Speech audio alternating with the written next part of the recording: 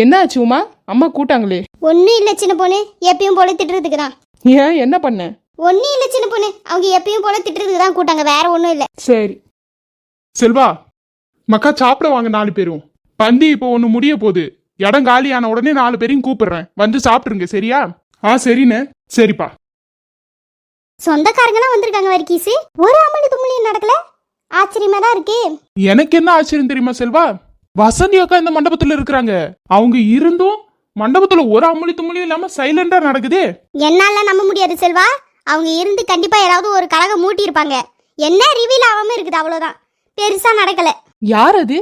எல்லா தெருவுலயும் இருக்கிற கேரக்டர் தான் அவங்க. தோ இவன் மைனி தான். அவங்க பேரு வசந்தி. குறுக்க மறுக்க எங்கேயாச்சும் நடப்பாங்க, நான் அப்போ காட்டி தரேன். என்ன வர்க்கீஸ், 2 பேரும் நார்மலா பேசுறீங்க, கண்ணன்ஸ் ஆயிட்டீங்களா? ஏன் நாங்க சண்டை விட்டுக்கிட்டே இருக்கணுமா? பாருங்க எப்படி சொல்றான்னு. அதானே பஸ் ஸ்டாண்ட்ல என்னமோ அவ்வளவு வீரவாசனை விட்டுட்டு போனீங்க. அது அப்போ ஒன்றும் தெரியாம இருந்துச்சு, அதனால அப்படி பேசுனது. எவ்வளவு சிம்பிளா சொல்லிட்டு பாரு சின்ன பொண்ணு. உன்னை கன்வின்ஸ் பண்றதுக்குள்ளேயே என் மூளை இந்த காதால பிரிங்கி வந்துருச்சு தெரியுமா? அட, நான் எல்லாம் தூங்காம கொல்லாம இருந்திருக்கிறேன், விடிய விடிய பைத்தியக்கார நாட்டமே நடந்துக்கிட்டு. ஏதோ ஒண்ணு, கல்யாணம் நல்லபடியா நடந்தா சரிதான். அதான் உங்க அத்தை இருக்கிறாங்களே, அவங்க கதைக்கு பெப்பர் தூள் மாதிரி. அவங்க மாட்டுக்கு அவங்க வேலையை செய்யட்டும், நம்ம மாட்டுக்கு தடுத்துக்கிட்டு சந்தோஷமா எல்லாத்தையும் முடிப்போம். யாமல, உனக்கு அவங்கள தடுக்கிறது அவ்வளவு சந்தோஷமா தெரியுது, பெப்பர் தூள் மாதிரி தெரியுது. என்ன, எனக்கெல்லாம் உயிர் போயிட்டு போயிட்டு வருது தெரியுமா?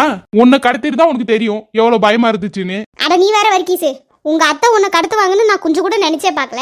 நான் கூட ஏதோ கிட்னி திருடுற கும்பல் தான் உன்னை கடத்திடுச்சுன்னு நினைச்சேன். அதுக்கு பயந்துக்கிட்டு தானே உன் கார் பின்னாடியே நான் ஃபாலோ பண்ணி வந்தேன். கடைசியில பார்த்தா உங்க அத்தை சப்புன்னு போயிடுச்சு. எது சப்புன்னு போச்சா? சும்மா சொன்ன வர்க்கீஸ், நானும் பயத்தில் தான் இருந்தேன். நான் மட்டும் எங்க அத்தை கடத்துவாங்கன்னு எதிர்பார்த்தனா? திடீர்னு வந்தாங்க, 4 பேர் கையை காலை பிடிச்சி தூக்கிட்டு போறாங்க. எனக்கு என்னான்னு ஒன்னும் புரியல. போய் பார்த்தா அத்தை. ஆனா வர்க்கீஸ், ஒன்னு கவனிச்சியா? என்னது? அந்த செட்ல யாருமே உயரமா இல்ல வர்க்கீஸ், எல்லாம் கட்ட கட்டையா தான் இருந்தாங்க. அந்த அடியாட்கள் எப்படி ஒன்னு தூக்கிட்டு போனாங்கன்னு என்னால இன்னமும் நம்ப முடியல. அதான் அடியாளு, வேற என்ன? உயரமா இருந்தா என்ன, குள்ளமா இருந்தா என்ன, அவனுங்க சொல்ற வேலையை செய்யறானுங்களே. அது சரி. இப்போதைக்கு இங்க எதுவுமே நடக்கலல? இல்லங்க, ஒன்னும் நடக்கல. இல்ல, இவ்வளவு நேரம் ஆகுது, நிச்சாம்பலமே முடிய போகுது. இவனுங்க இப்படி சைலண்டா இருக்க மாட்டாளுங்களே. ஆமா செல்வா, என்னாலையும் நம்ப முடியல. ஏதாவது நடந்ததா சொல்லிருடே. ஒன்னும் நடக்கல வர்க்கீஸ். மறுபடியும் கேட்டுட்டா மட்டும் ஏதாவது நடந்துருமா? நடக்கும்.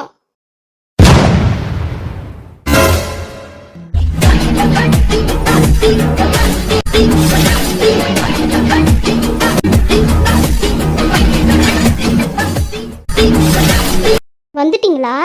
வாங்க வாங்க, இன்னைக்கு உங்க 2 பேருக்கும் இருக்குடி. யாரு கேட்டு இதெல்லாம் பண்றீங்க? ரேசு, எங்க மக்கா போயிருந்த இவ்வளவு நாளா? செத்து போயிருந்தேன், இப்பதான் மறுபடியும் உயிரோட வந்திருக்கேன். ரேசு, நல்ல காரியம் நடக்கிற இடத்துல செத்து போயிட்டா அது இதெல்லாம் சொல்லிட்டு இருக்காரு. இப்ப நீ எதுக்கு இங்க வந்தா? பாத்தீங்களா பெரியம்மா என்ன கேக்குறாங்கன்னு? என் அண்ணன் பையன், சொந்த அண்ணன் பையனோட நிச்சாம்பலத்துக்கு நீயா வந்தேன்னு என்னைய கேக்குறாங்க. இப்ப நான் இதுக்கு என்ன பதில் சொல்லட்டும்? சோத்துக்கு உப்பு இல்லன்னு சொல்லு. நடிக்காத ரேசு. நீ என்னென்ன பண்ணன்னு எனக்கு தெரியாம இருக்குதுன்னு நினைச்சிட்டு இருக்கிறியா?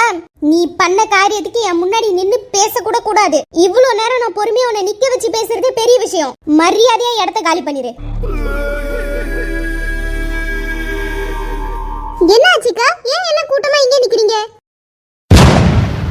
நீயா? உனக்கு இங்க என்ன வேலை? சும்மா சும்மா வந்து தொலை பண்ணிட்டே இருக்க. ஏய் ஏய், மரியாதை. எங்க வந்து நின்னுக்கிட்டு யார ஏன்னு கூப்பிடுற? இது என்ன உன் குடவுன்னு நினைச்சிட்டு இருக்கிறியா? இல்ல எங்களெல்லாம் பார்த்தா கூலிக்கு மாரடிக்கிற வெக்கங்கட்டவங்க மாதிரி தெரியுதா? அதிகாரம் பண்றதுக்கு உன் அதிகாரத்தெல்லாம் உன் இடத்தோட வச்சுக்க. எவ்வளவு தைரியம் இருந்தா என்கிட்ட நீ இப்படி பேசுவ? நான் யாருன்னு இன்னும் உனக்கு முழுசா தெரியாது. என்ன காட்ட வச்சிராத. ஆனா நான் யாருன்னு உனக்கு நேத்து நைட்டே காட்டிட்டேன்ல. இங்க பாரு, உன் உருட்டல் மிரட்டலுக்கெல்லாம் இங்க பயப்படுறதுக்கு யாரும் இல்ல. இடத்த காலி பண்ணு. அதை விட்டுட்டு இங்க இருக்கிறவங்களை யாரையாவது அசிங்கப்படுத்தி அவமானப்படுத்தி மரியாதை இல்லாம பேசலான்னு வந்திருந்தனா வச்சுக்க, நான் நேத்து காட்டின உருவத்தை மறுபடியும் காட்ட வேண்டியதா இருக்கும். பரவாயில்லையா? நேத்து உனக்கு நல்ல நேரம் அமைஞ்சிருச்சு, அதனால நீ ஆடிட்ட. எனக்கும் காலம் வரும், அப்ப எல்லாத்துக்கும் சேர்த்து வச்சு பதிலடி கொடுப்பேன். வரும் வரும், வந்ததுக்கு அப்புறம் பேசு. இப்ப கிளம்பு. என்ன கிளம்பு கிளம்பு? இங்க வந்து சிம்பிளா சவால் விட்டுட்டு போறதுக்கா நான் வந்திருக்கேன்? சம்பவம் பண்றதுக்கு வந்திருக்கேன். நான் வந்துட்டேன்ல, இனி இந்த நிச்சாம்பலம் எப்படி நடக்குதுன்னு நானும் பாக்குறேன். என்ன ரேசு இப்படி வந்து மிரட்டிட்டு இருக்கிறா? உனக்கு என்ன பிரச்சனை? பெரியம்மா, இப்ப இந்த இடத்துல எனக்கு முடிவு தெரிஞ்சே ஆகணும். என்ன முடிவு தெரியணும் உனக்கு? என் அண்ணன் எனக்கு வாக்கு கொடுத்துருக்கான். என் பிள்ளைய வேற நான் அதே மாதிரி வளர்த்துட்டு இருக்கிறேன். இப்ப அவ ஆசைப்படுறா, மாத்திக்கவும் மாட்டேன்றா. ஆசைப்பட்டானா தாராளமா சாக்லேட் பிஸ்கெட்லாம் வாங்கி கொடுங்க. யார் இங்க உங்களை தடுக்கிறா? நான் உன்கிட்ட பேசல. ஆனா நீங்க நின்னு பேசுற இடம் என் ஃபங்க்ஷன். நான் என் மைனி கிட்ட பேசுறேன். ரேசு, இப்ப நீ என்ன சொல்ல வர? இங்கவே இந்த நிமிஷமே உன் மோனுக்கும் என் மோனுக்கும் கல்யாணம் நடக்கணும். இப்போவே இந்த நிமிஷமே. என்ன போலீஸ கூப்பிட போறியா?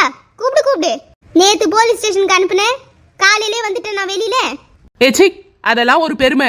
யார் இப்போ போலீஸ கூப்பிட போறா? அவ்வளவு பெரிய தீவிரவாதிகளா 2 பேரும் நீங்க?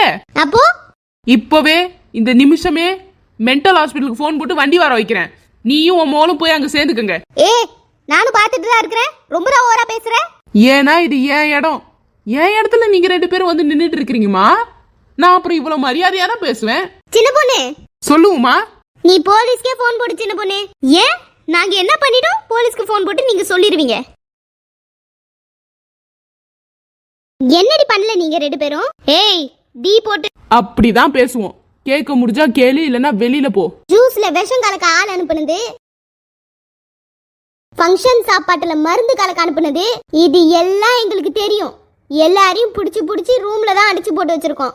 போலீஸ வர வச்சு அவனுங்களையும் ஒப்படைச்சோன்னா வச்சுக்க, ஆதாரத்தோட சிக்குவீங்க. என்ன ஆதாரத்தை கொடுத்தாலும் அந்த கேஸை உடைச்சிட்டு வர்றதுக்கு எங்களுக்கு 1 நாள் போதும். அதனாலதான் அவனுங்க சிக்கி அவனுங்களை அடைச்சு வச்சிருக்கோமே தவிர போலீஸ்க்கு போன் போட்டு நாங்க எதுவுமே சொல்லல. ஏன்னா சொல்லி பிரோஜனம் இல்ல. ஆனா சோஷியல் மீடியால போடலாம்ல. எப்படி சோஷியல் மீடியால போட்டுடலாமா ஆதாரத்தோட? இப்படி மிரட்டுனா நாங்க பயந்துருவோமா? பேபிமா, உங்க அப்பா எம்பி, அதை மறந்துடாத. எம்பியின் மருமுகம், குடும்பத்தோடு அடித்த கும்மி அப்படின்னு கடத்தின வீடியோ எப்படி கோடவுன்ல கடத்தி வச்சிருந்தீங்களே வரிக்கிச, அந்த வீடியோவை சொல்றேன்.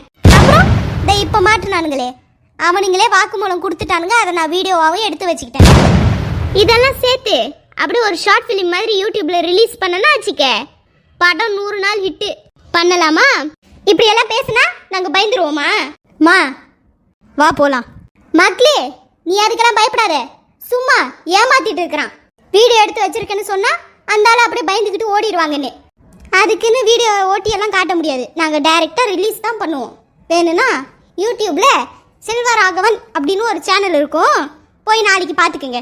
இனிமே நீங்க என்ன கெஞ்சினாலும் நான் அடங்க போறது கிடையாது. அம்மா, நான் சொல்றது கேளு, வா போலாம்.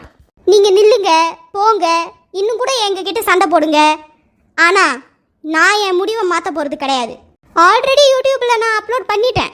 வெறும் ஷெட்யூல் டைமிங்ல இருக்குது. அதுவும் இன்னும் 10 நிமிஷத்துல அப்லோட் ஆயிரும். சிசி, நான் சொல்றது கொஞ்சம் கேளுங்க. எதுவா இருந்தாலும் பேசி தீர்த்துக்கலாம். நீ எப்பமா பேசுன? அதிரடியா ஆக்ஷன் எல்லாம் இறங்குனீங்க. தடத்துல சந்திப்போம். இங்க பாருங்க, எங்க அப்பா ஒன்றும் உங்களை மாதிரி ஒன்றும் இல்லாதவர் இல்லை. எம்பி, அவருக்குன்னு ரெப்யூட்டேஷன் இருக்குது. இதெல்லாம் நேத்து உனக்கு தெரியல. உங்க அப்பா ரெப்யூட்டேஷன் ஒன்று நாங்க கெடுக்க போறது கிடையாது. உங்க ரெப்யூட்டேஷனை நீங்களே தான் கெடுத்துக்கிறீங்க. அப்புறம் என்ன சொன்ன? ஒன்றும் இல்லாதவங்களா? ஆமா, நாங்க ஒன்றும் இல்லாதவங்க தான். ஆனா உங்க குடும்பம் இப்ப எங்க கையில இருக்கு. நாங்க ஒன்றும் இல்லாதவங்களா இருக்கலாம், ஆனா அறிவில்லாதவங்க கிடையாது. உங்களெல்லாம் எப்படி டீல் பண்ணணும்னு எங்களுக்கு நல்லாவே தெரியும். உங்ககிட்ட எல்லாம் பவர் யூஸ் பண்றதே வேஸ்ட். ஏன்னா அந்த பவர் சென்டரே நீங்க தான். தெரியும்டி, எனக்கு நல்லாவே தெரியும். நீ உங்க அம்மா எப்படி இன்னைக்கு நைட்டுக்குள்ள எடுத்துட்டு வந்துருவேன்னு. உங்க 2 பேருக்கு பயந்து இந்த ஃபங்க்ஷனை கூட நான் கேன்சல் பண்ணிருக்கலாம். ஆனா நான் எதுக்கு பண்ணணும்? நான் ஒன்னும் உங்களை மாதிரி திருட்டு வேலை பார்க்கலையே. சரி, ஓகே, எதுவா இருந்தாலும் பேசி தீர்த்துக்கலாம். நாங்க பண்ணது தப்பு தான். அதுக்குன்னு வீடியோஸ் எல்லாம் எடுத்து ஆன்லைன்ல ஷேர் பண்றது இது நல்லதுக்கு இல்லை. நாங்க கூட தான் இது ஏஐன்னு சொல்லி தப்பிச்சிடலாம். இல்லைனா வீடியோ மார்ஃபிங் பண்ணியிருக்காங்கன்னு சொல்லி உங்க மேல கேஸ் கூட போடலாம். அதனால உங்களுக்கும் லாஸ் தான், எங்களுக்கும் லாஸ் தான். அதனால அந்த வீடியோ பெட்டர் ரிலீஸ் பண்ணாம இருங்க. இவ்வளவு நடந்து நீ எங்களை மிரட்டுறல. போடு, கேஸ் போடு, போடு, நீ கேஸ் போடு. ஏஐயா இல்லையான்னு கோர்ட்ல பர்மிஷன் வாங்கி அந்த வீடியோ கொடுத்து செக் பண்ணி உங்க வண்டவாளத்தை தண்டவாளத்தில் ஏத்துறோம். ஆனா ஒன்னு யோசியேன், அதுக்கப்புறம் உன் குடும்பத்தால வெளியில வர முடியுமா? உங்க அப்பாவால தலையை காட்ட முடியுமா? மக்களே, அவதான் கௌரவ பிச்சை கேட்கறால, பிச்சை போட்டுருவோம். கேவலப்பட்டு பாவமா மூஞ்சி வச்சுக்கிட்டு பிச்சை கேட்கறவங்க கிட்ட கூட பிச்சையை போட்டு நாம ஏமாறலாம். ஆனா இவள மாதிரி கௌரவ பிச்சை கேட்கறவங்களுக்கெல்லாம் மன்னிப்பே பெரிய தண்டனை. அவ பண்ண தப்புக்கு மன்னிப்பே கிடையாது. வீடியோ டெலீட் பண்ணாதீங்க, வச்சுட்டே இருங்க. ஆனா இப்ப அப்லோட் பண்ண வேணாம். அதுவே அவளுக்கு கொடுக்குற பெரிய தண்டனை.